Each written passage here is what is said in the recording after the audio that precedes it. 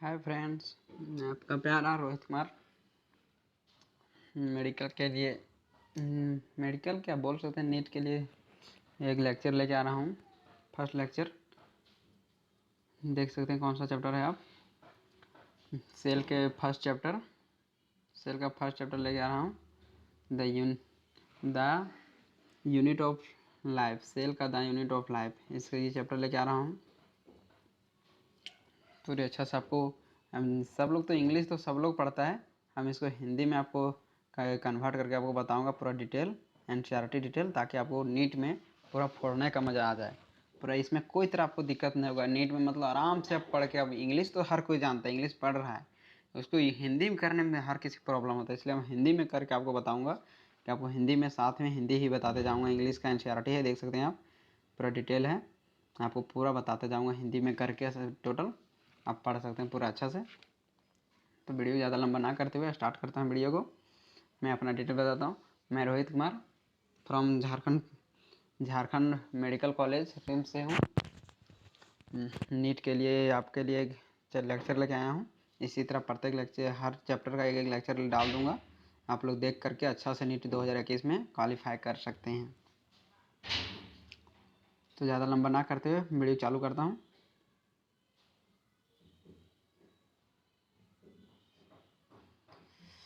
आप देख सकते हैं जी.एन. रामाचंद्रन, एक साइंटिस्ट थे जी.एन. रामाचंद्रन, जो क्या किए थे, एक मतलब प्रोटीन के फील्ड में एक खोज करना स्टार्ट किए थे। प्रोटीन के मतलब ट्रिपल हेलिक्स से आप जानते होंगे, प्रोटीन का ट्रिपल हेलिक्स का खोज किया था इसने। प्रोटीन का ट्रिपल हेलिक्स का खोज किया था इसने, एक बुक में थी पब्लिश किया था। यहीं पर देखो, ट्रिपल मॉडल ऑफ हेलिक्स का खोज किया था इसने।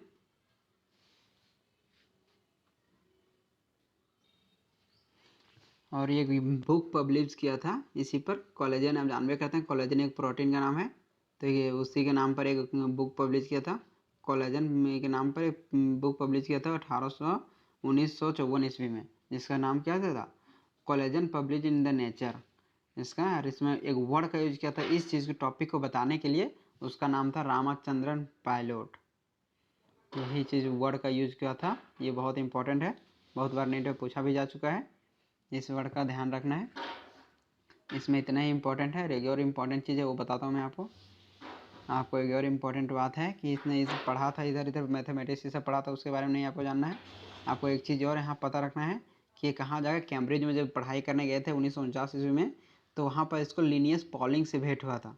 आप इसके बारे में भी पढ़ चुके हैं। लिनियस पॉलिंग बहुत ही एक अच्छा साइंटिस्ट थे, लिनियस पॉलिंग, उससे भेंट हुआ था।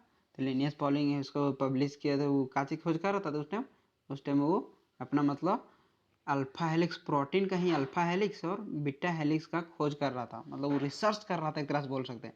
इस सब पर वो अटेंशन में था, तो इसी के चलते, इसी की वजह से प्रभावित होकर के आपका जी.एन. रामाचंद्रन ने खोज करने लग गया विटामिन के ट्रिपल हेलिक्स मॉडल खोज करने लग गया। आप जानते हैं डबल हेलिक्स मॉडल किसने दिया था, वाटसन क्रिक ने दिया था, आप जानते होंगे डबल हेलिक्स। तो उसके बाद ट्रिपल हेलिक्स दिया किसने, जी.एन. रामाचंद्रन ने। इस टॉपिक में इतना ही, आगे दिखाते हैं, अब चैप्टर स्टार्ट करते हैं।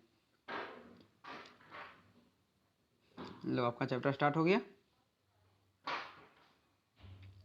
अब देख सकते हैं ये सारा चैप्टर आपको पढ़ना है। ये चैप्टर द सेल थ्योरी पढ़ना है, ओवरव्यू ऑफ सेल, सेल के अंदर क्या रहता है, प्रोकैरियोटिक सेल और यूकैरियोटिक सेल, इसके विषय में डिटेल पढ़ना है आपको।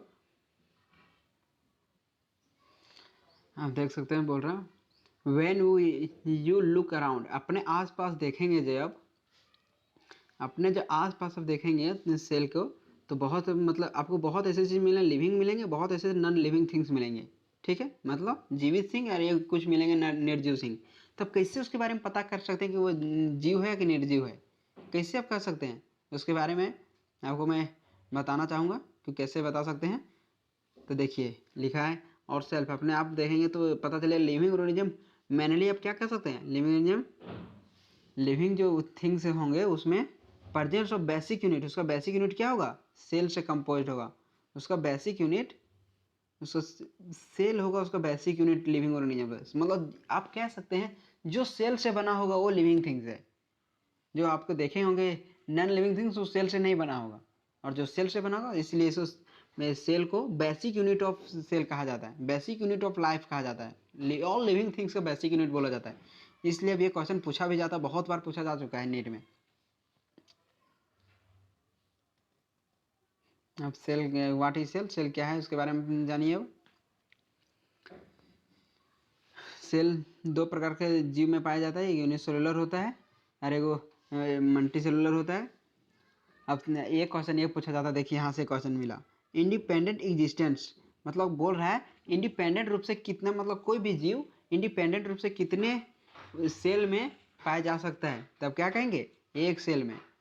एक सेल के जिस सिस्टम रहेंगे उतना ही, मतलब एक सेल से जब अधिक जब कम हो गया तो मतलब वो देखो एनीथिंग, कोई भी लाइफ एक सेल से भी जब कम हो गया तो वो लाइफ कभी भी इंश्योर इंडिपेंडेंट लिविंग थिंग नहीं बनेगा, मतलब कभी भी वो मतलब लिव लाइफ नहीं बचेगा, मतलब लिविंग थिंग्स नहीं बचेगा वो, मतलब एक सेल रहेगा तभी कोई भी जीव रह सकता है जीवित, तो एक सेल से भी कम रहा तो नहीं हो पाएगा। अब कोई क्वेश्चन यहाँ पर अराइज हो रहा है,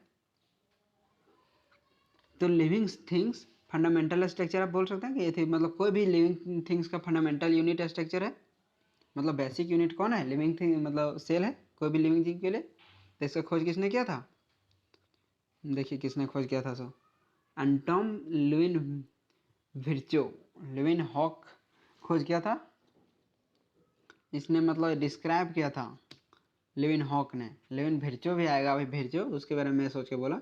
एंटोम लिविन हॉक है जो कि सेल का सबसे पहले खोज किया था, लिविंग लाइव लिव सेल को, मतलब जीवित सेल का खोज किया था कौन, एंटोम वॉन लिविन हॉक। जबकि आपको क्वेश्चन जो नीट में पूछा जाएगा कि सेल का खोज किसने किया था, तब रॉबर्ट हुक मारेंगे, क्योंकि रॉबर्ट हुक जो खोज किया था ना सेल का, उसने मतलब शुरुआत में सेल देखा था डेड सेल का, और इसीलिए इसमें नहीं लिखा गया है। लेकिन आपको जो नीट में पूछा जाएगा तब क्या चीज़ की आंसर करेंगे, रॉबर्ट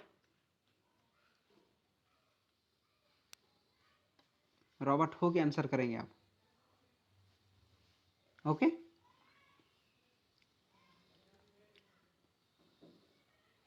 आगे चलता हूँ। आपके सामने सेल थ्योरी आ गया। सेल थ्योरी कितना में पब्लिश किया गया था, 1838 ईस्वी में। 1838 ईस्वी में किसके द्वारा, मेल्थस मेल्थस सेल्डन ने थी, एक मेल्थस सेल्डन था एक साइंटिस्ट, और एक था स्वान, वो दोनों ने किया था। आप यहाँ पे पढ़ते जाइए एनसीईआरटी देखिए, एक बॉटनिस्ट थे, बॉटनिस्ट थे, तो बहुत सारे सेल का यदि खोज किया, बहुत सारे प्लांट सेल का भी लिया, एनिमल सेल का भी लिया, और उसके दोनों में रिसर्च करना लगे। रिसर्च करते करते उसको कुछ सेल के बारे में मिला तो उसने जमा करके रखा। उसके बाद एक साइंटिस्ट आया सोन, 1839 में, ये थे जूलॉजिस्ट थे, तो इसके बारे में खोज करना स्टार्ट किए, एनिमल सेल के बारे में खोज करना स्टार्ट किया। तो इसने रिपोर्ट किया, सेल का रिपोर्ट इसने किया कि हाइड द आउटर लेयर, मतलब सबसे बाहरी लेयर जो होता है, सो सेल किससे बना होता है, प्लाज्मा मेम्ब्रेन से। और जो आपका पीछे वाला देखें, सॉल्डेन जो था, मेल्था सॉल्डेन, वो क्या चीज़ बताया था, मतलब बताया था कि मतलब प्लांट सेल के थे आउटर सेल में एगो सेल वॉल पाया जाता है, इसलिए सेल वॉल को प्लांट सेल का यूनिक कैरेक्टर बताया जाता है। मतलब कोई भी प्लांट सेल हो तो उसका यूनिक कैरेक्टर क्या पाया जाएगा, सेल वॉल पाया जाएगा। तो वही उसने बताया था। तो प्लाज्मा मेम्ब्रेन पाया गया इसमें, मतलब किस सेल में, प्लाज्मा मेम्ब्रेन देखिए आउटर सेल किस में पाया जाता है, आपका एनिमल सेल में प्लाज्मा मेम्ब्रेन सबसे ऊपर पाया जाएगा, और यदि प्लांट सेल में आपका सेल वॉल पाया जाएगा,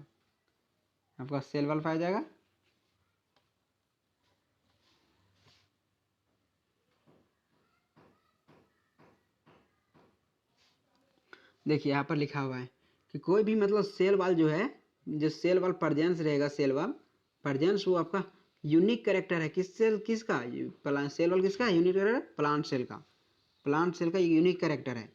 बेसिस ऑफ स्वान और शल्डन ने प्रपोज किया हाइपोथेसिस मीन्स उसने एथी किया था, मतलब तो एथी उसका मतलब उसको कंफर्म एक्सपेरिमेंटल नहीं था, उसने बस इसका मतलब हाइपोथेसिस, मतलब अपने मुंह से बोला गया, मतलब एक तरह से बहुत सोचने वाला बोला जाता है बिना एथी किए हुए, तो हाइपोथेसिस था, एक तरह मतलब कल्पना था,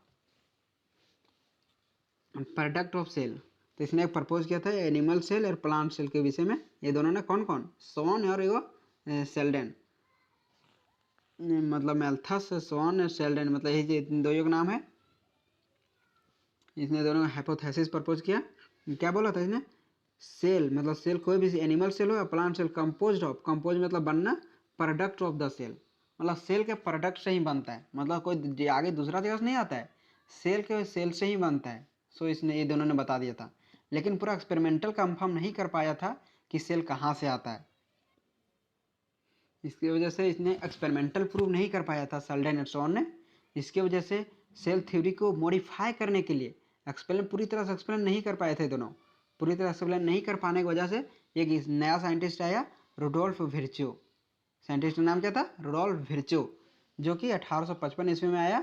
और इसने एक्सप्लाइज किया डिवाइडिंग सेल। तो इसने मतलब डिवाइडिंग सेल डिवाइड करता है, इसके विषय में इसने एक्सपेरिमेंटली प्रूव किया था। न्यू सेल कैसे बनता है? सेल के डिवीजन से बनता है। सो ये किसने प्रूव किया था? रुडोल्फ विर्चो ने। तो इसने क्या बताया था? Cell is formed from pre existing of cell, मतलब सेल अपने सेल से ही बनता है। किसके द्वारा? सेल डिवीजन के द्वारा। मतलब अपने भाषा में क्या बोला था? ओमनी सेलुला इज सेलुला, ओमनी सेलुला इज सेलुला, इसने बताया था अपने भाषा में। ओके, तो इसने क्या किया था? मॉडिफाई किया था हाइपोथेसिस ऑफ, हाइपोथेसिस जो दिए थे ये दोनों स्वान और सेल्डन ने, उसका उस हाइपोथेसिस को इसने मॉडिफाई किया। कौन? Rudolf Virchow. रुडोल्फ विर्चो ने मॉडिफाई किया, देख सकते हैं, मॉडिफाई किया हाइपोथेसिस को। सेल्डन और सॉन के हाइपोथेसिस को किसने मॉडिफाई किया? ये क्वेश्चन बहुत बार पूछा जा चुका है नीट में। किसने मॉडिफाई किया? रुडोल्फ विर्चो ने। सेल थ्योरी मतलब आपको जो नीट में पूछा जाएगा कि सेल थ्योरी किसने दिया है, और ये भी क्वेश्चन पूछा जा चुका है बहुत बार, सेल थ्योरी किसने दिया है? सेल थ्योरी तो आपको रुडोल्फ स्वान और शेल्डन ने दिया है, लेकिन उसको मॉडिफाई किया रुडोल्फ विर्चो ने। आगे चलता हूँ तो देखो ये दोनों चीज़ को दिया था, ये दोनों, ये जो स्वान और शेल्डन था, तो क्या बोला था? All living organism compose of cells of the product, मतलब कोई भी लिविंग ऑर्गेनिज्म कैसे बनता है? सेल के प्रोडक्ट ऑफ सेल से बनता है। और रिजल्ट जब आया रुडोल्फ विर्चो, तो उसने बोला all cell arise from pre existing of cell, मतलब पहले बने हुए सेल से ही नया सेल का निर्माण होता है। ये किसने बताया? रुडोल्फ विर्चो ने। एन ओवरव्यू ऑफ सेल, मतलब सेल में क्या क्या पाया जाता है उसके बारे में अब चर्चा करेंगे हम। आपको देखो अभी बताया था हम कि देखो प्लांट सेल आपको जो ऑब्जर्व करना हो तो ऑनियन का जो छिलका होता है ना, ऑनियन मतलब प्याज, प्याज का जो छिलका होता है वहाँ से मतलब सेल निकालने की कोशिश करो, मतलब उसको तोड़ को अब माइक्रोस्कोप से देखेंगे तो कौन सा सेल का नहीं होगा? प्लांट सेल का। और एनिमल सेल हम मतलब ह्यूमन का कोई भी कहीं से भी ले लेगा, मतलब जैसे चीक है, चीक मतलब गाल, गाल से आप खुरच करके आप नाखून में लेंगे उसको देखेंगे तो एनिमल सेल का एग्जाम्पल होगा। सेल कितने से प्रकार के पाए जाते हैं? दो प्रकार के पाए जाते हैं। कौन कौन? एक प्रोकैरियोटिक होता है और एक यूकैरियोटिक होता है। प्रोकैरियोटिक सेल होता है और एक यूकैरियोटिक सेल होता है। अभी दोनों में डिफरेंस कैसे हम पता कर पाएंगे? प्रोकैरियोटिक यूकैरियोटिक, क्योंकि उसमें जिसमें न्यूक्लियस पाया जाएगा वो यूकैरियोटिक होगा, और जिसमें नहीं पाया जाएगा वो प्रोकैरियोटिक होगा। प्लांट सेल में आउटर मोस्ट लेयर पर पाया जाता है सेल वाल, ठीक, सेल वाल पाया जाता है आउटर मोस्ट लेयर पर, आउटर मोस्ट लेयर पर सेल वाल पाया जाता है, जबकि boundary wall, outer most boundary wall है प्लांट सेल का, जबकि आपके जो एनिमल सेल है, एनिमल सेल में प्लांट थी सेल वाल एब्सेंट होता है, सेल वाल एब्सेंट होता है, तो यहाँ क्या पाया जाता है? सेल मेम्ब्रेन, या तो प्लाज्मा मेम्ब्रेन के नाम से जाना जाता है, पाया जाता है। उसके अंदर आउटर मेम्ब्रेन, आउटर मेम्ब्रेन में पाया जाता है। सेल के अंदर एगो पाया जाता है dense membrane bound like structure पाया जाता है, डेंस मेम्ब्रेन बाउंड स्ट्रक्चर पाया जाता है जिसे न्यूक्लियस के नाम से जाना जाता है। न्यूक्लियस होता है, न्यूक्लियस के अंदर पाया जाता है क्रोमोजोम, क्रोमोजोम के अंदर पाया जाता है डीएनए, कंटेन करता है जो आपका न्यूक्लियस है उसमें कंटेन किया क्रोमोजोम, क्रोमोजोम के अंदर जेनेटिक मटेरियल के रूप में डीएनए मटेरियल, डीएनए प्रेजेंट होता है कोई भी सेल में। हम जानते हैं प्रोकैरियोटिक के अंदर न्यूक्लियस प्रेजेंट ही नहीं होता है, तो उसके अंदर आपका क्रोमोजोम भी प्रेजेंट नहीं होगा, यानी क्रोमोजोम नहीं होगा, डीएनए नहीं होगा। तो इसके वजह से जेनेटिक मटेरियल उसमें क्या चाहिए, काम करता है, एक एक्स्ट्रा क्रोमोजोमल आता है, एक्स्ट्रा क्रोमोजोमल प्लाज्मिड के नाम से जाना जाता है, वो चीज़ उसमें एग्जिस्ट करता है प्रोकैरियोटिक सेल में। उसमें क्वेश्चन पूछा जाएगा कैसे, तो क्या बताएंगे आप? प्लाज्मिड, डीएनए मटेरियल उसका प्लाज्मिड होता है। आपके यूकैरियोटिक सेल में बहुत सारे मेम्ब्रेन बॉन्ड ऑर्गेनेल पाए जाते हैं। मेम्ब्रेन बॉन्ड ऑर्गेनेल पाए जाते हैं। ऑर्गेनेल ऑर्गेनेल मतलब ऑर्गन सिस्टम पाए जाते हैं। जैसे कुछ इसका इस तरह है, एंडोप्लाज्मिक रेटिकुलम, ER भी कहते हैं, Golgi complex, lysosome, mitochondria, microbodies और वैक्यूल्स। वैक्यूल्स इस तरह से कुछ पाए जाते हैं, वैक्यूल्स पाया जाता है। और प्रोकैरियोटिक में ये सारा चीज़ एब्सेंट होता है। प्रोकैरियोटिक सेल में, ये यूकैरियोटिक में पाया जाता, ये सब लैक होता है। लैक मीन्स होता है मतलब इसकी कमी होती है, मेम्ब्रेन बॉन्ड ऑर्गेनेल्स की कमी होती है। लेकिन राइबोसोम एक ऐसा चीज़ है जो इसमें कोई प्रकार का मेम्ब्रेन होता ही नहीं, नॉन मेम्ब्रेनस बॉन्ड ऑर्गेनेल्स है, जो कि दोनों से चीज़ में पाया जाएगा, यूकैरियोटिक में पाया जाएगा, अभी प्रोकैरियोटिक में भी पाया जाएगा। कौन? राइबोसोम।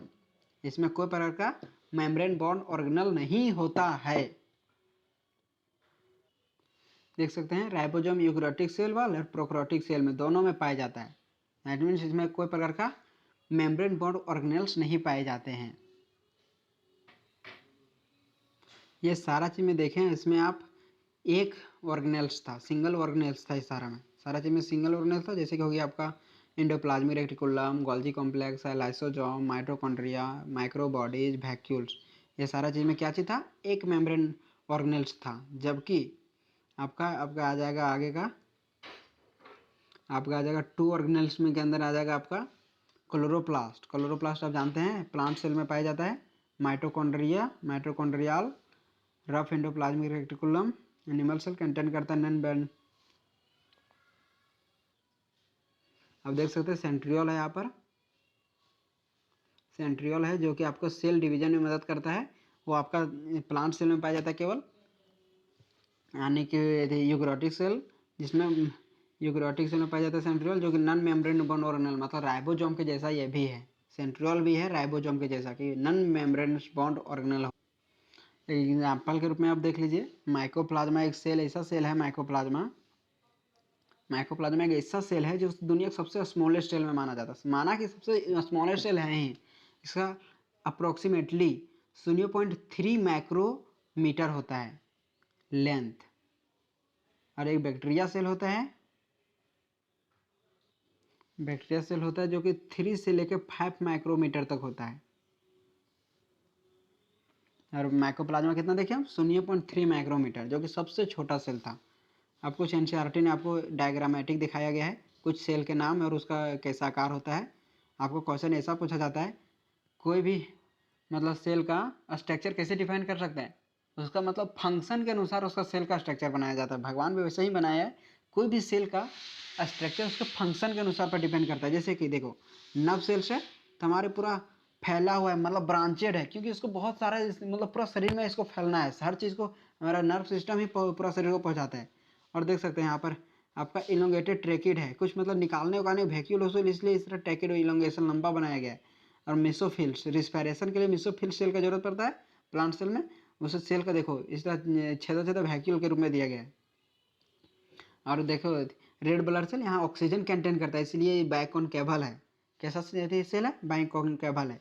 और white blood cell, white blood cell का कार्य क्या होता है? व्हाइट ब्लड सेल का फंक्शन होता है, कोई भी मतलब जैसे हो गया आपका बैक्टीरिया आया आपका शरीर में, उसको किल करना रहता है। हाँ, तो उसको मतलब आपको इम्यूनिटी सिस्टम बढ़ाना रहता है। तो उसको देखो किस तरह से आपका हमें बॉडी से नेचर का है, मतलब उसका स्ट्रक्चर है, ताकि किसी को पकड़ के उसको मार सके। हर मतलब आप बोल सकते हैं कोई भी सेल का उसका स्ट्रक्चर कैसे डिफाइन किया जा सकता है? स्ट्रक्चर उसका फंक्शन के अनुसार से डिफाइन किया जा सकता है। एनसीईआरटी में आपके लिए कुछ देखो दिया गया है, कुछ विशेष चीज इसमें दिया गया है। जैसे देख सकते हैं आप, ऑस्ट्रिच, एग ऑफ ऑस्ट्रिच, सबसे स्मॉलेस्ट कौन हो गया आपका? माइकोप्लाज्मा। और उसी तरह सबसे बड़ी सेल के बारे में बोला जाए, सबसे लार्जेस्ट सेल, तो आपका ऑस्ट्रिच का मतलब एग ऑफ ऑस्ट्रिच, यानी कि शुतुरमुर्ग का अंडा बोला जाता है। वो सबसे बड़ा सेल है जो मल्टी सेलुलर पाया जाता है, सबसे बड़ा पाया जाता है। ह्यूमन रेड ब्लड सेल का दिया गया, देखो इतना दिया गया ह्यूमन रेड ब्लड सेल का थी साइज है। नर्व सेल सारा डिटेल दिया गया है, ज़्यादा लंबा ना करने की वजह से मैं आगे बढ़ा रहा हूँ, आप खुद देख लीजिएगा इसको। आप आगे आप स्टार्ट हो गया आपको प्रोकैरियोटिक सेल। प्रोकैरियोटिक सेल हो गया। प्रोकैरियोटिक सेल में आप जानते हैं नॉन मेम्ब्रेन बॉन्ड ऑर्गेनेल पाए जाते हैं, मतलब इसमें लैक ऑफ मेम्ब्रेन बॉन्ड होते हैं। जैसा कि आपका endoplasmic reticulum, mitochondria, ribosome, ribosome तो दोनों में प्रेजेंट होता है। अब देखते हैं प्रोकैरियोटिक सेल, कोई भी प्रोकैरियोटिक सेल जो है प्रेपरेट कहाँ पे पाया जाता है, मेनली बैक्टीरिया में। आपको जो अगला चैप्टर पढ़ाएंगे, जो कौन चैप्टर, आपको किंगडम जब क्लासिफिकेशन स्टार्ट करेंगे तो उसमें देखेंगे केवल जो प्रोकैरियोटिक सेल होता है वो केवल और केवल आपका मोनेरा किंगडम में पाया जाता है, केवल मोनेरा किंगडम में। और बल्कि प्रोटिस्टा हो गया, फंगी हो गया, प्लांटी हो गया, एनिमलिया हो गया, ये चारों में क्या पाया जाता है, यूकैरियोटिक सेल पाया जाता है।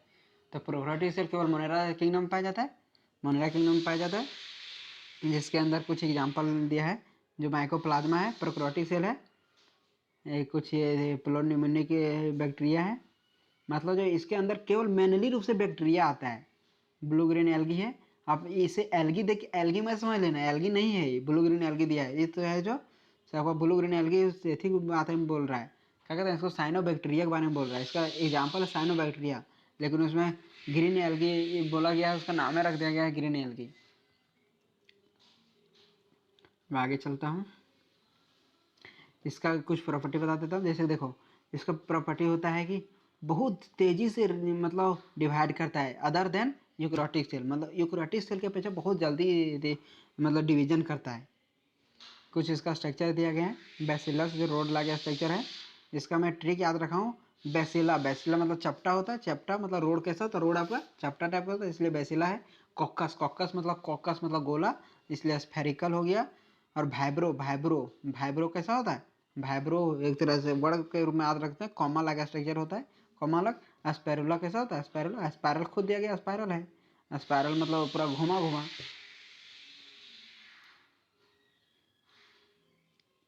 देख सकते हैं यूकैरियोटिक सेल की अपेक्षा प्रोकैरियोटिक में देखा दिया गया है। देख सकते हैं यूकैरियोटिक सेल में पूरा तरह से भरा हुआ है, ये आपका यूकैरियोटिक सेल है, ये जो है आपका से यूकैरियोटिक सेल है, यूकैरियोटिक सेल है, उसमें पूरा भरा हुआ है। जबकि जब प्रोकैरियोटिक सेल देखेंगे तो इसमें पूरा खाली, अंदर पूरा खाली, मतलब केवल साइटोप्लाज्म भरा हुआ है, सेल के अंदर एक तरफ से पानी में भरा हुआ है। तो बैक्टीरिया का सेल है सारा, और ये है आपका यूकैरियोटिक सेल, जैसे एनिमल सेल, प्लांट सेल, ये सारा है आपका एनिमल सेल का एग्जाम्पल। तो आप देख सकते हैं, इतना आप समझ में आ गया होगा कि इसमें मेम्ब्रेन बाउंड ऑर्गेनल्स होता है, से खाली होता है बीच में, वही चीज़ यहाँ पर लिखा गया है कि खाली है शायद बीच में। देख सकते हैं सेल वाल, इसमें जो पॉलीथीन होता है, तो इसमें मतलब प्रोकैरियोटिक में भी सेल वाल पाया जाता है, सेल वाल पाया जाता है। और अंदर में फ्लूइड मैट्रिक्स फिलिंग होता है, फ्लूइड मैट्रिक्स में फिल होता है, साइटोप्लाज्म जिसे बोलते हैं, मतलब अंदर में पानी के रूप में जो भरा होता है उसे हम साइटोप्लाज्म कहते हैं। जो मतलब खाली होता है, खाली जगह में कुछ तो रहना चाहिए ना उसका स्ट्रक्चर डिफाइन करने के लिए, तो साइटोप्लाज्म होता है। साइटोप्लाज्म एक तरह से बोल रहे हैं पानी होता है, तो वो भरा होता है।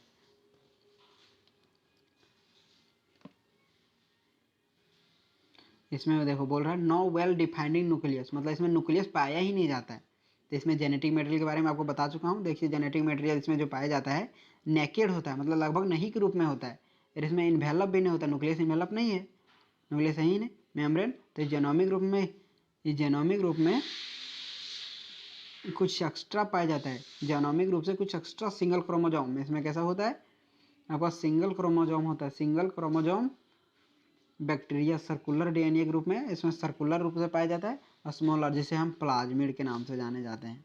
मैं खुद बता चुका पहले ही आपको कि प्लाज्मिड होता है इसमें, मतलब इसमें जो न्यूक्लियस होता ही नहीं, न्यूक्लियस के अंदर क्रोमोजोम और डीएनए रहता है, इसकी वजह से इसमें नहीं पाया जाता, इसकी वजह से कुछ मतलब प्लाज्मिड का मात्रा पाया जाता है, जो वही उसका कोई जेनेटिक मटेरियल के रूप में कार्य करता है।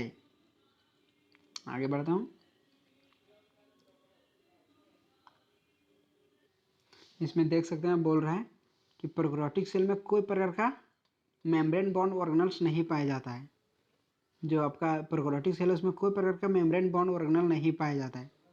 एक्सेप्शनल में राइबोसोम देगा कि राइबोसोम में, ये एक राइबोसोम है कि इसमें भी पाया जाता है उसमें, और बल्कि इसमें जो आपका यूकैरियोटिक में और प्रोकैरियोटिक के अपेक्षा बहुत कम, मतलब इसमें मेम्ब्रेन बॉन्ड ऑर्गेनल एक भी नहीं पाया जाता है। देख सकते हैं जो मोस्ट प्रोकैरियोटिक, आपको खुद अभी मैं बता चुका हूँ कि मोस्ट की लगभग मतलब सारा इसमें आपका प्रोकैरियोटिक ही, मतलब प्रोकैरियोटिक के अंदर बैक्टीरिया ही आता है। कौन सा बैक्टीरिया सेल आता है, जो कि केमिकली उसमें सेल वाल पाया जाता है, सेल वाल से इन्वेलप होता है, सभी में सेल वाल होता है, सेल पाया जाता है, सेल वाल पाया जाता है, कॉन्स्टिट्यूट होता है। बॉन्ड स्ट्रक्चर में आउटर मोस्ट जो किस चीज़ से बना होता है, ग्लाइकोकाइलेक्स से बना होता है। सेल वॉल जो बना होता है ग्लाइकोकाइलेक्स से बना होता है। ग्लाइकोकाइलेक्स से बना होता है आपका सेल वॉल किसका, ये आपका प्रोकैरियोटिक का सेल वॉल का। Also real distinct classify group of the difference of cell envelope manner size of the response the starting in the gram positive gram negative. इसमें बहुत लोगों का कन्फ्यूजन होता है, ग्राम पॉजिटिव है क्या ग्राम नेगेटिव है क्या, इसके बारे में आपको बताऊंगा। इसका कुछ आपको ट्रिक भी दिखाऊंगा जो मैं अपने अनुसार से बनाया हूँ। ग्राम पॉजिटिव उससे कहते हैं जो सेल वॉल पाया जाता है ना बाहर आउटर मोस्ट में, तो जो सेल वॉल पाया जाता है जो उसके बढ़ने में रिस्पॉन्ड करेगा, और उसको बढ़ने में जो रिस्पॉन्ड करेगा तो उसे हम क्या कहेंगे, ग्राम पॉजिटिव बैक्टीरिया। जिसको बढ़ने में जैसे हमको कुछ मतलब कोई काम करना है और हमारा बॉडी का सेल जो रिस्पॉन्ड करेगा हमारे उस काम में, तो उसे क्या कहेंगे, ग्राम पॉजिटिव बैक्टीरिया। और जो उसमें रिस्पॉन्ड नहीं करेगा उसे ग्राम नेगेटिव बैक्टीरिया के नाम से जाना जाता है। जैसे कुछ एग्जाम्पल दिया गया है, आपको मैं लास्ट में इसका एग्जांपल दे दूंगा। इसमें एनसीईआरटी में तो नहीं दिया उसका एग्जांपल, कुछ मैं अपना जो थी ट्रिक बनाया उसके अनुसार से आपको लास्ट में नोटिस कर दूंगा। आप देख सकते हैं मेसोजोम जो है, मेसोजोम आपको मेसोजोम के बारे में बताया कि रिस्पायरेशन में मदद करता है इन प्लांट सेल को, मतलब प्रोकैरियोटिक सेल को। मेसोजोम के बारे में देखिए आपको बताए थे अभी हम जस्ट। मेसोजोम किस किस चीज़ में मदद करता है आप देख सकते हैं। फॉर्मेशन ऑफ डीएनए का रिप्लिकेशन, डीएनए का रिप्लिकेशन में मदद करता है, डीएनए का रिप्लिकेशन में मदद करता है। और ये रिस्पायरेशन में मदद करता है, सेक्रेशन में मदद करता है, कुछ सेक्रेशन मतलब कोई चीज़ निकलना हो बाहर बॉडी के, सेक्रेशन में मदद करता है।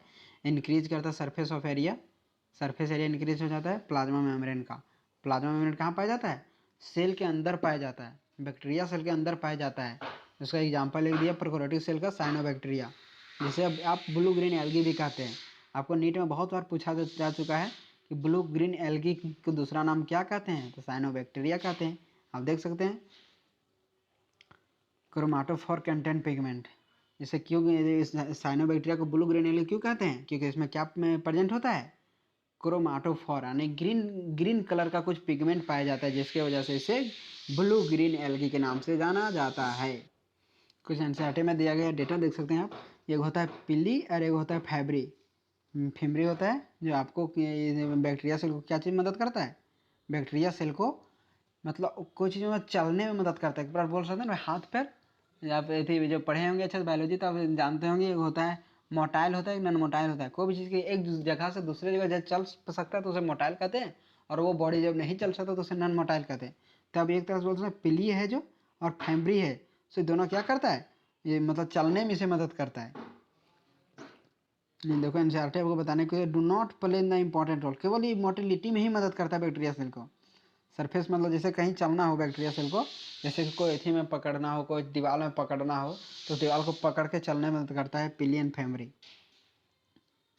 सराउंडेड होता है मतलब उसके आउटर मोस्ट से अटैच होता है, उसके बैक्टीरिया के आउटर मोस्ट होस्ट चीज़ों में अटैच करने में मदद करता है।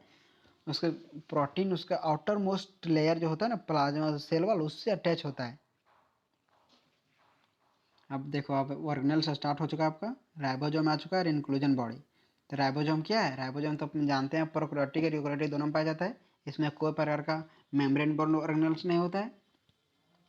ये किस तरह दो सब यूनिट से बना हुआ है, एगो 50 सब यूनिट और एक 30 सब यूनिट से, 50 सब यूनिट 30 सब यूनिट से बना हुआ है। तब जब इसे जो जोड़ेंगे तो 70 सब यूनिट होगा। ऐसा नहीं सोचना कि 50 प्लस 30 ये टी होता है, ऐसा सोच के मत चलना, ऐसा नहीं होता। ये सब यूनिट है, ये 10 कम हो जाता है, 50 और 30 यूनिट के 70 यूनिट हो जाता है। प्रोकैरियोटिक सेल में राइबोसोम होता है, राइबोसोम जो क्या प्रोटीन को सिंथेसिस करने में मदद करता है। प्रोटीन का साइट है ये, मदद नहीं करता, इसी में ही सिंथेसिस होता है प्रोटीन का। राइबोसोम अटैच, राइबोसोम एक राइबोसोम में बहुत सारे आरएनए मतलब बहुत सारे मतलब राइबोसोम एक आरएनए में जो मतलब जुड़ जाएंगे एक ही आरएनए में, तो उस चीज़ को पॉली राइबोसोम, पॉली मतलब बहुत हो जाता है, आप पॉलीजोम के नाम से जाना जाता है। ये क्वेश्चन बहुत बार आपको नीट में पूछा जा चुका है कि व्हाट इज पॉलीजोम। अब समझ चुके हैं पॉलीजोम क्या है, मतलब एक आरएनए में बहुत सारा राइबोसोम अटैच हो जाए तो उसे हम पॉलीराइबोसोम के नाम से जाने जाते हैं। अब आता है इंक्लूजन बॉडी। इंक्लूजन बॉडी से ही आप सोच के लगता होगा कुछ मतलब जमा है वहाँ पर, कुछ जमा, इंक्लूजन मतलब पूरा भरा हुआ लग रहा है, ऐसा चीज़ आपको फील हो रहा होगा। तो वही चीज़ सेम आप सोचें, बहुत अच्छा सोचें। देखिए ये क्या करता है, रिजर्व मटेरियल को रखता है, रिजर्व मटेरियल को रखता है प्रोकैरियोटिक सेल में। जैसे हम लोग सेल में न्यूक्लियस होता है, साइटोप्लाज्म, उसमें स्टोर करके रखते हैं हम लोग, स्टार्च के रूप में स्टोर करके रखते हैं अपना फूड को, लेकिन उसमें वैसा कुछ पाया नहीं जाता है। तो उसने साइटोप्लाज्म में ही कुछ ऐसी खाना को अपना एथी स्टोर करके रखता है, तो उसे हम इंक्लूजन बॉडी के नाम से जाने जाते हैं। आप तो जानते हैं इसमें कोई प्रकार का यदि मेम्ब्रेन बॉन्ड ऑर्गेनेल नहीं पाया जाता है, इसकी वजह से अपना साइटोप्लाज्म में ही स्टोर कर रखता है। जैसे फॉस्फेट को स्टोर करके रखता है, ग्रेन्यूल्स को रखता है, सैनियल ग्रेन्यूल्स को रखता है, ग्लूकाजेन को रखता है, ग्रेन्यूल्स, ग्रासेस, वैक्यूल्स। जैसे वैक्यूल्स कहाँ पर स्टोर होता है, इंक्लूजन बॉडी कहाँ पाया जाता है, वैक्यूल्स में पाया जाता है। क्वेश्चन बहुत बार पूछ चुका है कि ये जो आपका इंक्लूजन बॉडी है वो कहाँ पाया जाता है, गैस वैक्यूल्स, वैक्यूल्स में पाया जाता है इंक्लूजन बॉडी। मतलब स्टोर जो करता है बैक्टीरिया सेल, वो कहाँ स्टोर करता है, वैक्यूल्स में। अब आप देख सकते हैं प्रोकैरियोटिक सेल खत्म हो गया। प्रोकैरियोटिक सेल में क्योंकि केवल राइबोसोम ही इंक्लूजन बॉडी में पाया जाता है, इसकी वजह से उसमें खत्म हो गया, उसमें कोई खास पाया नहीं जाता था। अब आपका स्टार्ट होता है यूकैरियोटिक सेल, जो कि इसमें सारा चीज़ इंपॉर्टेंट, माइटोकॉन्ड्रिया, सारा चीज़, रिस्पायरेशन, सारा चीज़ इसमें आ जाएगा। अब चालू करते हैं यूकैरियोटिक सेल। यूकैरियोटिक सेल में हम जानते हैं सारा मेम्ब्रेन बॉन्ड ऑर्गेनेल्स होता है। ये आपका केवल मोनेरा छोड़ के animal kingdom, protista, Plantae, fungi, ये सारा चीज़ में पाया जाता है ये आपका यूकैरियोटिक सेल। ओके, आप देख सकते हैं eukaryotic cell they are existence of compartment cytoplasm through the presence of cell membrane. Cell membrane इसमें बहुत ऐसे भी हैं जिसमें सेल वाल पाए जाते हैं और सेल वाल नहीं पाए जाते हैं। जैसे कि हो गया आपका सेल वाल किस किस में प्रजाति में पाया जाता है, जैसे कि प्रोटिस्टा के अंदर पाया जाता है, फंगी के अंदर पाया जाता है, प्लांटी के अंदर पाया जाता है। लेकिन केवल एक एनिमलिया ऐसा है, एनिमल का किंगडम, जो कि उसमें आपका सेल वाल नहीं पाया जाता है।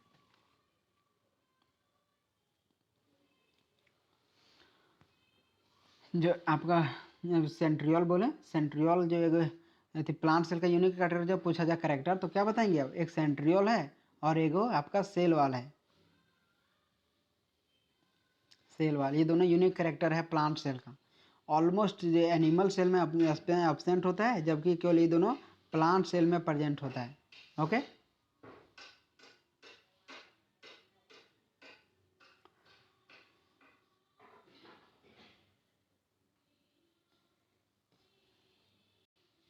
देख लीजिए ये सेल का सेल है, मतलब आपका यूकैरियोटिक सेल, जिसके अंदर सारा चीज़ आपको आएगा। ये माइटोकॉन्ड्रिया है,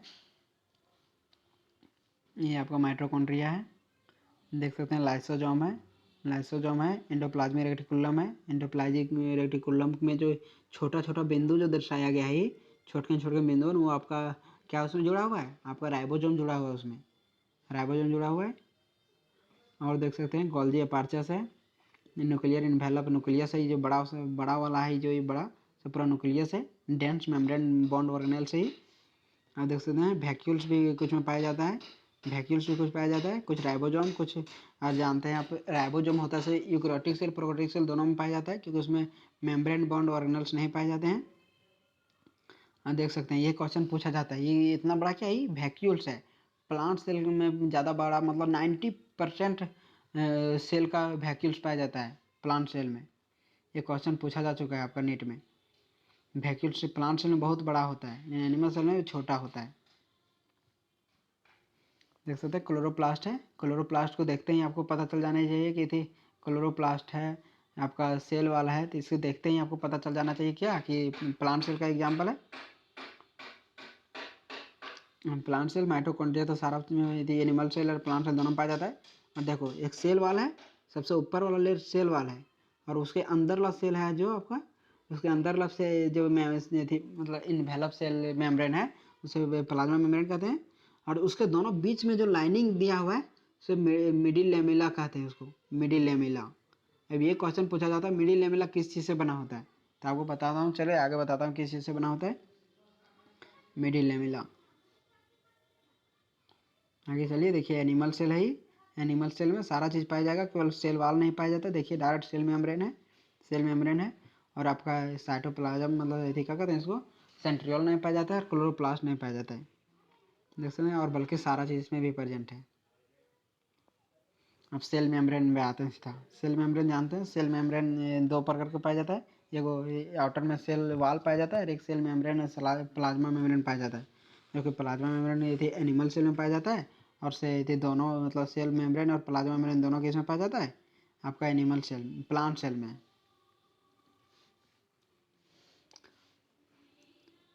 आप बोल सकते हैं जो मतलब कोई भी चीज़ का स्टडी करने के लिए बहुत मतलब बहुत छोटा होता है सेल के अंदर, एक सेल ही ऐसा होता है जो हम नहीं देख सकते नगन आँखों से, तो पूरा सेल को हम कैसे देख सकते हैं। तो उसके जब इलेक्ट्रॉन माइक्रोस्कोप का खोज हुआ तब सारा सेल को देखा गया, अंदर से पूरा अच्छा से स्टडी किया गया, और स्टडी में पता चला कि इसके अंदर मतलब जो बना होता है सेल कैसे कैसे बना होता है। तो कुछ ऐसे ऐसे एग्जाम्पल आपको दिखाते हैं, ये जो सेल के अंदर जो जो पाया जाता है आप देख सकते हैं। ये थी आपका मतलब आपका सेल के अंदर का प्लाज्मा मेम्ब्रेन है, प्लाज्मा मेम्ब्रेन है जो कि प्रोटीन और शुगर से बना होता है, लिपिड भी पाया जाता है बायोलेगुलर। देखो इस सेल के अंदर का ये इंटीग्रल प्रोटीन है, जिससे हम जो कोई भी चीज़ ट्रांसपोर्ट होता है, जैसे कि एक सेल से दूसरा सेल में जाना है तो इसी इंटीग्रल प्रोटीन के द्वारा ही निकल के जाता है ये एक सेल से दूसरा सेल में। जैसे ऑक्सीजन का ऑब्जॉर्व करना होता है, ऑक्सीजन का ऑब्जॉर्व करना तो इसी सेल की वजह से ऑब्जॉर्व कर पाता है। ये सेल यदि ना रहता तो ऑब्जॉर्व नहीं कर पाता, इसी चीज़ से ऑब्जॉर्व करते हैं। देखो छेदा छेदा हल्का नजर आ रहा है, इससे कुछ ऑब्जॉर्व करता है, इससे भी कुछ ऑब्जॉर्व, और सारा चीज़ ऑब्जॉर्व करके अपना मेंटेनेंस पूरा करता है।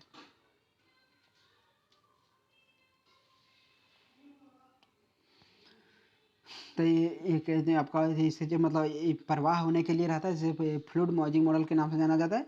इसका खोज सिंगल एंड निकल्सन ने किया था, सिंगल एंड निकल्सन ने। इसका क्वेश्चन पूछा जाता है आपका एथी में कि एथी मेम्ब्रेन बॉन्ड ऑर्गेनेल्स प्रपोज किसने थ्योरी किसने दिया था, सेल मेम्ब्रेन थ्योरी किसने दिया था, तो सिंगल एंड निकल्सन ने दिया था। फ्लूइड मॉर्जिंग मॉडल के नाम से जाना जाता है।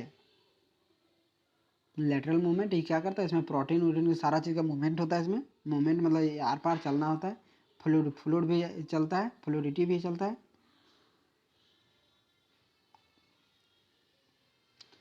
ओवरव्यू देखेंगे जब हम सेल वाल का, तो सेल वाल तो प्लांट सेल में मैंने किस चीज़ से पाया जाता है, सेलुलोज से बना होता है। और आप देखें अभी जस्ट देख चुके हैं कि प्रोकैरियोटिक सेल का सेल वाल किससे बना होता है, ग्लाइकोकाइलेक्स से बना होता है। अभी आपको हम बताएं जो थे मतलब प्रोटीन इंटीग्रल प्रोटीन थी दिखाएं सेल मेम्ब्रेन में, वो जो उस क्या चीज़ की मूवमेंट करता है, पैसिव रूप से ट्रांसपोर्ट करने में। जैसे ग्लूकोज का मेरा ट्रांसपोर्ट होगा सेल के अंदर, हमको खाना पहुंचाना होगा तो किस तरह पैसिव रूप से ट्रांसपोर्ट होगा, कुछ एक्टिव रूप से ट्रांसफर होगा, कुछ फैसिलिटेड रूप से ट्रांसफर होगा। इस ट्रांसफर के रूप में मतलब जो ट्रांसफर से पढ़ना है आपको किस तरह मूवमेंट होता है ऐसी चीज़ का, तब प्लांट किंगडम का पढ़ सकते हैं। प्लांट किंगडम में आपका आएगा ये थी ट्रांसपोर्ट ऑफ मैग्नीशियम, उसमें आपको सारा चीज़ बताएंगे। फिलहाल अभी इसका क्या समझ लीजिए ट्रांसपोर्ट होता है। ये किस चीज़ से कंट्रोल होता है, न्यूरल कंट्रोलर, सर न्यूरल और हार्मोन की वजह से कंट्रोल होता है, पूरा बॉडी को पूरा कंट्रोल करता है। और जो पानी को ऑब्जर्व करता है उस प्रोसेस को हम क्या कहते हैं, डिफ्यूजन द्वारा, तो उस प्रोसेस को ऑस्मोसिस के नाम से जाना जाता है। जैसे पानी हम लोग पीते हैं तो पानी जाता है तो सेल में भी जाता है, तभी तो डिहाइड्रेशन नहीं होता है, यानी पानी की कमी नहीं होता है, तो उस प्रोसेस ऑस्मोसिस के नाम से जाने जाते हैं। आप देख सकते हैं एक्टिव प्रोसेस रूप से कुछ ऑब्जर्व होता है, उसका एग्जाम्पल भी दिया हुआ है। Sodium potassium pump, sodium potassium pump, ये सोडियम पोटेशियम पंप कहाँ होता है आपका, जहाँ पर मतलब आपका क्या कहते हैं आपका जो मसल्स है, मसल्स जब कॉन्ट्रैक्शन होता है उस टाइम सोडियम में बाहर होता है, सोडियम वोल्टेज पंप बाहर होता है और पोटेशियम पंप आगे अंदर जाता है। तो उस समय किस चीज़ से ट्रांसपोर्ट होता है, कोई भी काम करने के लिए आपको मसल्स को कॉन्ट्रैक्ट करना पड़ता है, तो उस समय आपको एनर्जी की जरूरत पड़ता है, इसलिए हम उससे याद रख सकते हैं कि एक्टिव ट्रांसपोर्ट होता है सोडियम पोटेशियम पंप।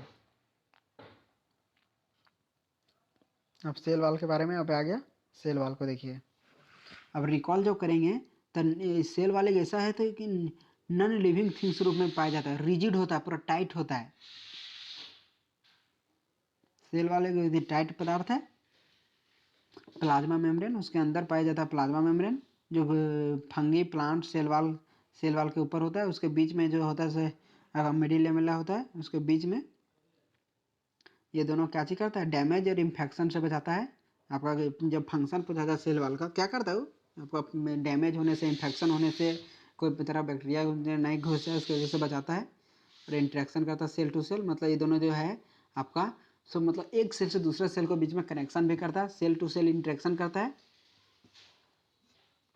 ये मैनुअली के हम अभी आपको बता चुके हैं कि इसमें मैनुअली किससे पाया जाता बना होता है, सेलुलोज से बना होता है आपका प्लांट सेल का, मतलब ये सारा जो यूकेरियोटिक सेल में जितना पाया जाता है थी सबका लगभग सेलुलोज से बना होता है। सेलुलोज जिसमें कुछ पदार्थ मिलाया जाता है जैसे गेलेटिन्स, मेनेंस और मिनरल्स के रूप में, मिनरल्स में होता है कैल्शियम कार्बोनेट्स, ये सारा चीज़ मिला होता है आपका सेल वाल में। सेल वाल में सारा चीज़ होता है। प्राइमरी वाल जिसे ऊपर में होता है प्राइमरी वाल कहते हैं, और अंदर में जो सेल मेम्ब्रेन सेकेंडरी मेम्ब्रेन के नाम से भी जाना जाता है। और जो आपको बताएं जो दोनों के बीच जो सेल मेम्ब्रेन था सबसे ऊपर वाला, और जो आपका क्या कहते हैं प्लाज्मा मेम्ब्रेन से जो अंदर वाला मेम्ब्रेन, वो दोनों के बीच में एक उसको जो थी करता है उसे हम कहते हैं मिडिल लेमिला। मिडिल लेमिला कहते हैं जो मेनली किससे बना होता है, कैल्शियम पैक्टेट से बना होता है। कैल्शियम पैक्टेट से बना होता है जो कि नेदर बोरिंग सेल, इसका कार्य किसा मिडिल लेमिला है जो है उसका कार्य है कि एक सेल से दूसरा सेल के बीच में कनेक्शन को बनाना, एक सेल से दूसरा सेल के बीच में कनेक्शन को बनाना, कनेक्ट करता है साइटोप्लाज्म द्वारा। अब आ गया इंडो मेम्ब्रेन सिस्टम। अब देखते हैं इंडो मेम्ब्रेन सिस्टम है। इंडो मेम्ब्रेन सिस्टम जो कि इंडो मेम्ब्रेन सिस्टम में कौन कौन आता है, इंडो मेम्ब्रेन सिस्टम में आप एक चीज़ याद रख सकते हैं इसको पहचानने के लिए कि इसमें सिंगल मेम्ब्रेन जो होता है ना, सिंगल एक को मतलब उसमें मेम्ब्रेन ऑर्गेनेल्स होता है, तो उससे हम कहते हैं इंडो मेम्ब्रेन सिस्टम। तो इसके अंदर कौन कौन आ जाएगा आप देख सकते हैं यहाँ पर, इंडो मेम्ब्रेन सिस्टम के अंदर कौन कौन आता है आपका, आ जाएगा endoplasmic reticulum, Golgi complex, lysosome, vacuoles, ये सारा चीज़ आ जाएगा। जबकि माइटोकॉन्ड्रिया में आपको बता चुका हूँ डबल मेम्ब्रेन ऑर्गेनेल्स होता है, क्लोरोप्लास्ट में भी और पेरोक्सोजोम, ये तीनों में होता है डबल मेम्ब्रेन, और इसकी वजह से इसे ये तीनों को नहीं रखा गया है इंडो आपका किस में, इंडो मेम्ब्रेन सिस्टम में। आपका इंडो मेम्ब्रेन सिस्टम के अंदर आता है इंडोप्लाज्मिक रेटिकुलम, ये बताए हुए इंडोप्लाज्मिक रेटिकुलम में ये है आपका इंडोप्लाज्मिक रेटिकुलम, ये है। इसके इंडोप्लाज्मिक रेटिकुलम में राइबोसोम भी पाया जाता है। इसके जो छोटा छोटा दिखाया गया राइबोसोम है, इसमें भी प्रोटीन सिंथेसिस होता है। न्यूक्लियस भी पाया जाता है। Rough endoplasmic reticulum, rough endoplasmic reticulum जैसे आप देखेंगे इसका फंक्शन जब पूछा गया रफ इंडोप्लाज्मिक रेटिकुलम का क्या करता है, प्रोटीन को सिंथेसिस करने में मदद करता है। और इसके अंदर जिसमें ये नहीं पाया जाता है मेम्ब्रेन बॉन्ड, देखो कुछ कुछ होता है जो स्मूथ होता है, कुछ जो पाया जाता है देखिए स्मूथ होता है कुछ, तो क्या करता है स्मूथ जो होता है वो आपका लिपिड का सिंथेसिस करने में मदद करता है। स्मूथ जो है सो लिपिड का सिंथेसिस में मदद करता है, और आपका जो रफ है वो रफ आपका प्रोटीन सिंथेसिस में मदद करता है। आप पूछेगा आपको कि रफ ही कैसे, वो रफ इसे किस क्यों बोला गया, क्योंकि इसमें राइबोसोम का मात्रा पाया जाता है, जैसे रफ इंडोप्लाज्मिक रेटिकुलम, जिसमें नहीं पाया जाता उसे स्मूथ इंडोप्लाज्मिक रेटिकुलम कहा जाता है। यही चीज़ को यहाँ पर पूरा दर्शाया गया है। अब देखते हैं गोल्जी अपार्चस आ गया। गोल्जी अपार्चस आपको क्वेश्चन पूछा जाता है, गोल्जी अपार्चस खोज किसने किया था, कैमिलो गोल्जी खोज किया था, कैमिलो गोल्जी। इसका फंक्शन जब पूछा जाए, इसका फंक्शन एक ये चीज़ पूछा जाता है, देख सकते हैं कि इसमें जो पाया जाता है इस तरह से देखिए, एक सिस्टर्नी है, सिस्टर्नी जो पूरा मतलब इस तरह से बॉन्ड इस तरह है, उस सिस्टर्नी कहते हैं। सिस्टर्नी क्वेश्चन पूछा जाता है सिस्टर्नी कि गोल्जी अपार्चस में क्या पाया जाता है, सिस्टर्नी पाया जाता है। इसका मेन फंक्शन क्या है, इसका फंक्शन है कि सब चीज़ को मतलब पैकिंग करना मेन रहता है इसका कार्य। कोई चीज़ को मतलब जैसे आपको प्रोटीन मिला तो उसको पैक करके स्टोर करके रखा जाएगा, तो इसका फंक्शन वही चीज़ को पैक करना, इसका फंक्शन है मेन पैकिंग करना कोई भी चीज़ को। इसका कैसा होता है, कॉन्वेक्कल ट्रांसफॉर्म में होता है, ट्रांसफॉर्म में होता है। ओके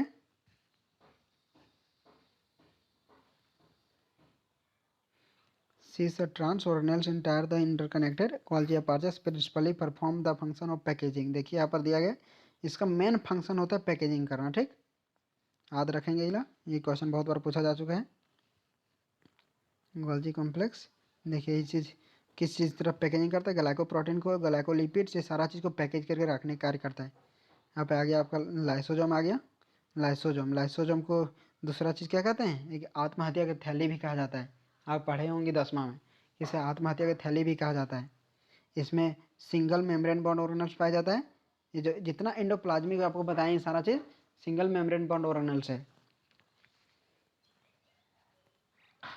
लाइसोजोम होता है, इसमें हाइड्रोलाइटिक एंजाइम पाया जाता है। हाइड्रोलाइटिक एंजाइम जो आपको पाचन में मदद करता है। लिपिजेज, प्रोटीजेज, कार्बोहाइड्रेजेज, ये लिपिजेज है सब एथिम पाचन में मतलब लिपिड में पाचन, प्रोटीज प्रोटीन का, कार्बोहाइड्रेट स्टार्च का पाचन, ये सारा चीज़ का पाचन में मदद करता है। पाचन में न्यूक्लिक एसिड न्यूक्लियेजेज में से पाचन होता है, ये सारा चीज़ लाइसोसोम के अंदर प्रेजेंट होता है। अब आ गया वैक्यूल्स। वैक्यूल्स का मेन फंक्शन है, वैक्यूल्स का यदि सिंगल मेम्ब्रेन होता है, इसमें क्या करता है, कोई भी चीज़ को ऑक्सीडेटरी प्रोडक्ट को निकालने में मदद करता है, यूजफुल होता है। और देखिए देख प्लांट सेल में कितना वैक्यूल कितना बड़ा होता है, 90% बड़ा, इतना बड़ा वॉल्यूम इसका होता है। पूरा सेल मान लें 100% है तो वैक्यूल ही 99% 90% होता है। ये चीज़ आपको बताया गया है। जो थी आप देख सकते हैं, आपका ये क्वेश्चन पूछा था अमीबा में कैसे होता है थी मतलब ऑस्मो रेगुलेशन, तो उसमें कॉन्ट्रेक्टाइल वैक्यूल के द्वारा होता है। और कुछ फूड वैक्यूल कुछ चीज़ों में पाया जाता है जो अपना ऑस्मो रेगुलेशन करते हैं। आपका सिंगल मेम्ब्रेन बॉन्ड ऑर्गेनल खत्म होता है और double membrane bond organelle start होगा, जैसे कि हो गया माइटोकॉन्ड्रिया। माइटोकॉन्ड्रिया का मेन फंक्शन क्या है, थी आपका एनर्जी सिंथेसिस करना, इसलिए इसे पावर हाउस ऑफ सेल कहा जाता है। कोई भी सेल के अंदर इसी से एनर्जी निकलता है एटीपी के फॉर्म में, एटीपी के फॉर्म में निकलता है, जो कि आपका एवरेज इतना इतना इतना होता है। देख सकते हैं आपका ये है माइटोकॉन्ड्रिया, जिसके अंदर आपका मैट्रिक्स पाया जाता है, क्रिस्टा पाया जाता है। इसमें कंफ्यूज नहीं होना, इसमें क्रिस्टा है, इसमें क्रिस्टा है, और जो गोल्जी कॉम्प्लेक्स था उसमें सिस्टर्नी था, सिस्टर्नी, और इसमें क्रिस्टा है। देख सकते हैं मैट्रिक्स होता है, इनर मेम्ब्रेन, दो मेम्ब्रेन है इसमें, दो इनर और आउटर, इनर मेम्ब्रेन और दोनों का स्पेस में मैट्रिक्स होता है। प्लास्टिड के रूप में है, प्लास्टिड जो आपका ये थी, इसमें जो लिकोप्लास्ट क्लोरोप्लास्ट ये सारा चीज़ होता है उसे प्लास्टिड कहते हैं। इसका कुछ एग्जांपल दिया गया है, देख सकते हैं, एलिमोलोप्लास्ट, इलियोप्लास्ट और इलोप्लास्ट, इस चीज़ का एग्जांपल याद कर लीजिएगा कि इसमें क्या चीज़ स्टोर करके रखता है, ये चीज़ पूछा जाता है आपको एनसीईआरटी से, इतना याद करना है आपको। देख सकते हैं आपका वही चीज़ दिया गया है क्लोरोप्लास्ट के बारे में, फोटोसिंथेसिस में मदद करता है पूरा, मिडिल लेमिला, ये सारा चीज़ दिया गया है।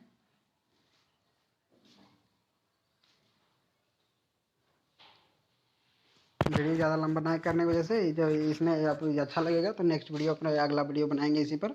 इस वीडियो को इतना ही लंबा करते हैं। Okay, thanks, bye friend.